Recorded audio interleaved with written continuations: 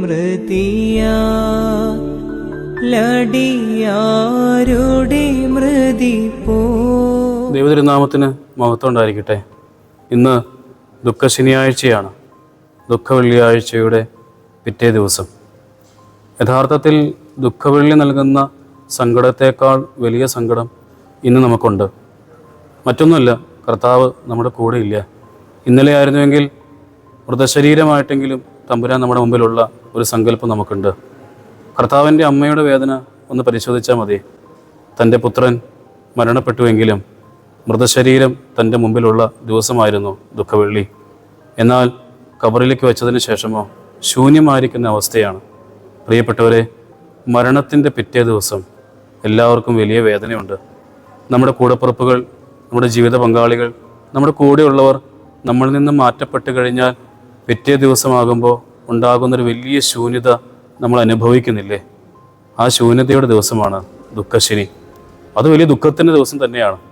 എന്നാൽ ഇന്നത്തെ ദിവസം നമുക്ക് ചിന്തിക്കാൻ പറ്റുന്ന മനോഹരമായിരിക്കുന്ന ഒരു കാര്യം മറ്റൊന്നുമല്ല. ഈ ജീവനോടിരിക്കുന്ന സാഹചര്യങ്ങളിൽ നമ്മുടെ കൂടെയുള്ളവരോട് ഒരുപക്ഷെ നമുക്ക് ദേഷ്യമുണ്ടായിരിക്കാം, വെറുപ്പുണ്ടായിരിക്കാം, സങ്കടമുണ്ടായിരിക്കാം, എല്ലാം ഉണ്ടായിരിക്കാം. ഒരു സോറി പറഞ്ഞാൽ തീരാവുന്ന പല പ്രശ്നങ്ങളും നമ്മുടെ ഉള്ളിൽ ഊതി വീർപ്പിച്ച് പകയായി നമ്മൾ കൊണ്ടു നടന്നിട്ടുണ്ടാകാം. നമ്മളിൽ നിന്ന് ഈ സോറി സ്വീകരിക്കാൻ പോലും സമയം തരാതെ അവർ നമ്മളിൽ നിന്ന് വാങ്ങിപ്പോയാൽ, മാറ്റപ്പെട്ടാൽ, അവരുടെ മരണത്തിൻ്റെ പിറ്റേ ദിവസം യഥാർത്ഥത്തിൽ വലിയ ദുഃഖശനിയുടെ അനുഭവം നമുക്കുണ്ടാകും. ഒരു വാക്ക് മാപ്പ് പറയാമായിരുന്നു. ഇന്നത്തെ ദിവസം അങ്ങനെയുള്ളവരെ ഓർത്തെടുക്കേണ്ട ദിവസമാണ്.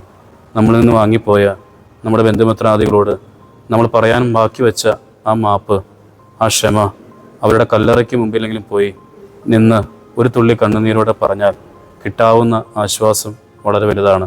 ഇന്നൊരു ആശ്വാസത്തിൻ്റെ ദിവസമാകട്ടെ. ദുഃഖശനിക്കപ്പുറം ഒരു നല്ല ഉയർപ്പുണ്ട് കേട്ടോ.